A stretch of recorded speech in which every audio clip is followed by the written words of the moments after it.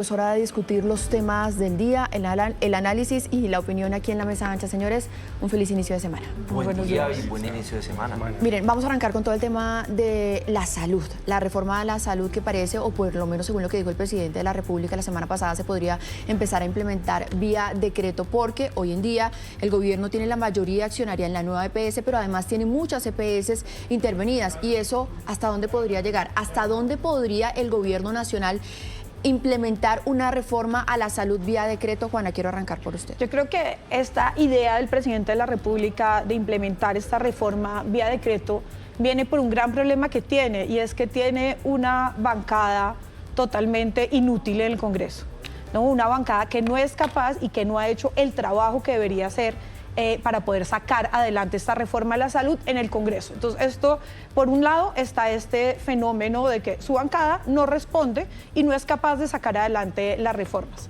El otro punto es que sí, las EPS están asfixiadas, pero esto no es nuevo, ¿no? Esto se veía venir y esto era algo que en el panorama de la salud en Colombia era muy previsible. Y yo quiero acá aprovechar que empecé, y es que esta reforma de la salud tiene un enfoque preventivo, que es lo que más han criticado y lo que acaba de criticar el presidente Uribe este fin de semana, diciendo que la prevención es burocracia, cosa con la que estoy totalmente en desacuerdo, porque la prevención, y voy a poner un ejemplo en Colombia, la prevención salvaría mayoritariamente vidas de mujeres. En Colombia el cáncer de seno es el cáncer más frecuente que hay en el país, pero sigue siendo el cáncer más mortal para las mujeres, y la mortalidad no ha hecho sino aumentar en Colombia frente al cáncer de seno, que es un cáncer que tratado a tiempo y diagnosticado a tiempo no sería mortal, mientras que en el resto del mundo ha sido un cáncer que se ha vuelto un cáncer totalmente prevenible. Acá seguimos poniendo vidas por la falta de prevención,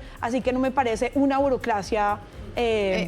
En todo caso, y que aquí quiero traer también sobre la mesa lo que acaba de decir Denis Silva, que es el vocero nada más y nada menos que de Pacientes Colombia, que es una organización, una ONG que representa a todos los usuarios del sistema, que dice: este anuncio del presidente de la República es un golpe de Estado al Congreso de la República.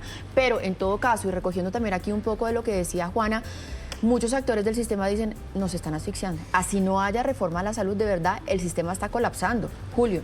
Pues yo no sé, esto no debería sorprender a nadie. Es que lo ha anunciado el propio gobierno casi desde que arrancó. La ministra Carolina Corcho, en un foro abiertamente, con total descaro, desparpajo, anunció que era necesaria una crisis explícita para facilitar la reforma a la salud, y es exactamente el escenario que estamos viendo. Por supuesto, si el gobierno es enemigo radical del sistema de salud actual, porque es capitalista, es neoliberal, están las malvadas farmacéuticas, las malvadas EPS, pues ¿cómo le va a dar la mano a un sistema?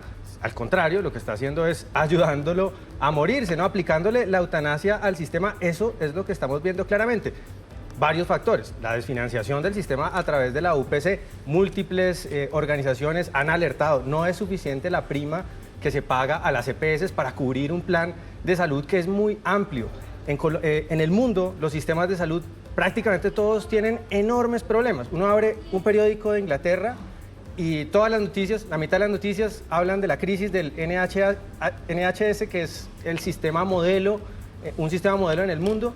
Y aquí nos han dicho que los problemas del sistema de salud, que son históricos, que los hemos tenido, pues justifican su demolición. Yo creo que esto es pues gravísimo, y estamos viendo, como dices Maritza, que el gobierno le apuesta a meter la reforma a las buenas por el Congreso, o a las malas de facto a través de la liquidación de las EPS. Sí, sabe que antes de ir con Jorge Iván, yo también me preguntaba, bueno, pero ¿qué es lo malo que tiene un sistema preventivo de salud? Y me respondían y me decían: primero, el sistema de salud hoy en día ya tiene toda una parte de política que es promoción y prevención. Habría que más bien trabajar sobre eso que ya existe. Y lo segundo, sobre el tema de que esto significaría burocracia, lo que dice el expresidente Álvaro Uribe, que falta ver si eso sería cierto, es que muchas de esas 70.000 personas que se nombran para hacer la prevención y la promoción podrían ser actores, realmente actores políticos, que en vez de ir a hacer un tema de prevención, lo que hacen es llevar un mensaje político a donde van a ir a visitar. Es que si el modelo de prevención es el venezolano o el cubano, con patrullas políticas yendo a los barrios a hacer política, sí, pues claramente eso es la burocratización del sistema. En la reforma si es un modelo de prevención serio, diferente al cubano y venezolano, de la salud, bienvenido. Está planteado el modelo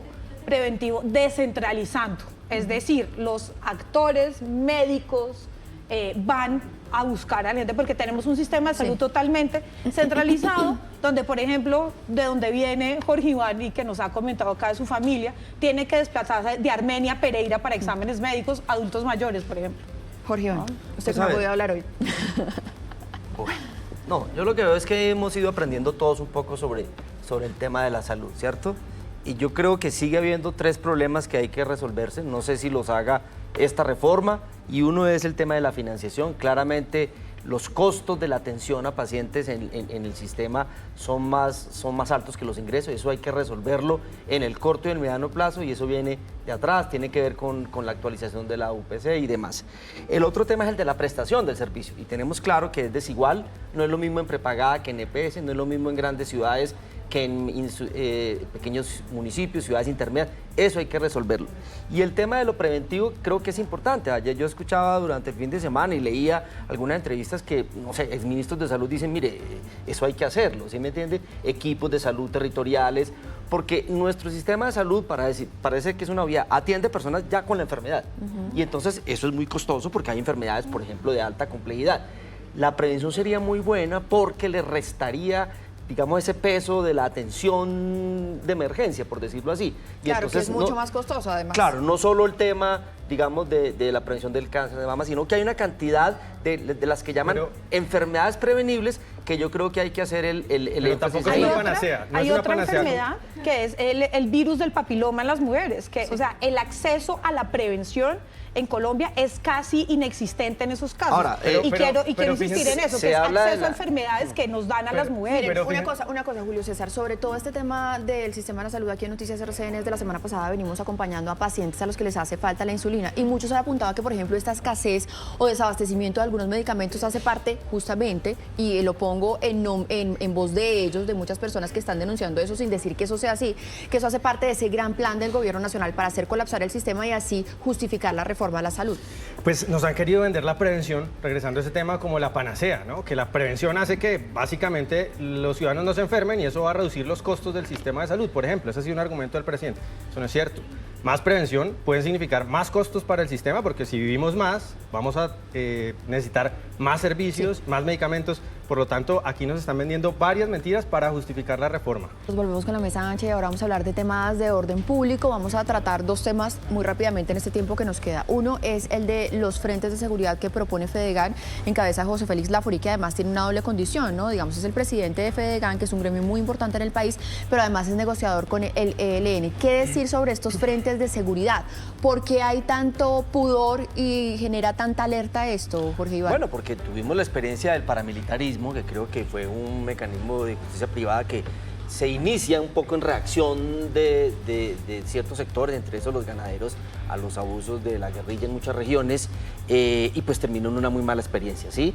Terminó en masacres, terminó en alianzas con el narcotráfico, terminó con desplazamiento de la fuerza pública de región. Entonces tenemos ese antecedente que hay que tenerlo en cuenta para eso. Ayer en varias entrevistas Laforí explicaba que esto es muy diferente, que esto simplemente son mecanismos de cooperación y de información con la fuerza pública, que no hay que confundirlo con las brigadas que también habían sido creados para la invasión de tierras, y que ellos están dispuestos a asumir, digamos, todos los protocolos que la fuerza pública. Pero claramente nosotros en la sociedad colombiana tenemos un trauma con eso, hay que ser muy cuidadosos, y la lección es que yo creo que en el territorio lo que hay es que fortalecer la presencia de la fuerza pública y no darle responsabilidades a autoridades privadas en temas relacionados con seguridad. Con base en eso, Jorge Iván, yo quiero preguntar, ¿no estamos de pronto también estigmatizando esta propuesta que en realidad podría funcionar? Porque es que yo he leído también detenidamente a José Félix Laforí, y él dice, no vamos a estar armados, son unas redes colaborativas y preventivas en donde nos articulamos con la policía, es decir, con la autoridad, con autoridades locales, alcaldía, personería y con los jueces. Juana. No es prevención, es memoria, ¿no? Y eso es muy importante. Pero entonces, ¿qué es lo que sí trabajo- podrían hacer? Si el no pueden trabajo hacer esto los ganaderos, ¿qué de pueden memoria, hacer? El trabajo de memoria en Colombia creo que es fundamental, y que de verdad tenemos que acordarnos de estos episodios tan dolorosos en nuestra historia en diferentes regiones. O sea, por ejemplo, yo pienso en el paramilitarismo y no olvido lo que pasó en el Urabá antioqueño y parte de décadas sangrientas de entierros colectivos por masacres entre guerrilla paramilitares, ¿no? Esto ha sido muy doloroso, entonces es normal que haya un cierto rechazo. Listo, no están armados, es un trabajo comunitario, digamos, un trabajo de cooperación comunitaria entre el Estado, digamos, la policía, las fuerzas militares y los ganaderos. Entonces, que nos plantee y que la FORI nos diga cómo, ¿no? ¿Cómo sería esa cooperación y cómo sería en la práctica esa cooperación no armada que en términos de trabajo colectivo, pues a mí me llama la atención y yo sí diría, cuéntanos un poco más, porque necesitamos entonces saber cómo sería esa colaboración que creo que también me llama mucho la atención que esté hablando en esos términos, ¿no? De colectividad, cooperación, me parece que es un lenguaje que se vuelve mucho más cercano también y que haría que bajara la prevención que muchos tenemos hacia esta propuesta.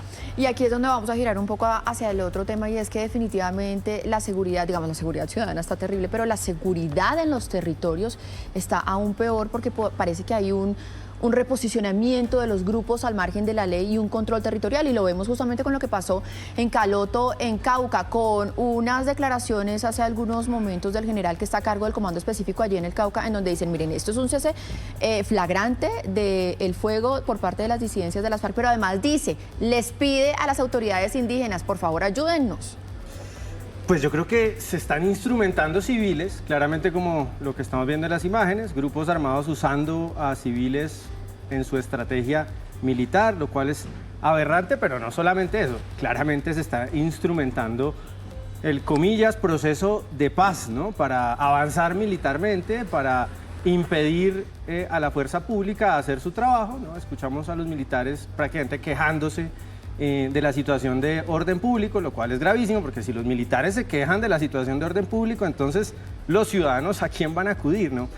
Y en el tema de la FORI, yo no sé si él sea, digamos, la persona más indicada para hablar de estos temas, está legitimando pues, con su actividad, su presencia, precisamente este tipo de caída del imperio de la ley en zonas del país, de avance de militar, por ejemplo, del ELN. Entonces, del ELN, no sé si él sea el indicado, más o sea, que... él no es el indicado por estar sentado en la mesa pues, de diálogos con no el sé, ELN, yo pongo o más la bien duda. eso le puede dar más validez. Pongo la duda. Yo creo que es legítimo que los empresarios y cualquier ciudadano pues establezca o tome acciones en aras de su seguridad. Yo no creo que se pueda estigmatizar por el pasado, digamos, de personas que ejecutaron acciones horribles, masacres, a través del paramilitarismo. No creo que eso signifique que ningún empresario ni ningún ciudadano pueda... La autodefensa está prohibida en Colombia. No estoy, Sí, estoy hablando de cooperación, yo no estoy defendiendo Está la hablando de autodefensa. Lo que está No diciendo estoy Julio hablando- César es que estoy no se hablando puede de estigmatizar cooperar. a todo el gremio de ganaderos, porque es que los ganaderos también, o sea, Es oigan, legítima allí la también hay seguridad privada, campesinos Jorge. que están detrás de todo eso. Es Bueno, legítimo cooperar con la fuerza pública, es legítimo defenderse. No sé si Sí. lo que queremos aquí es que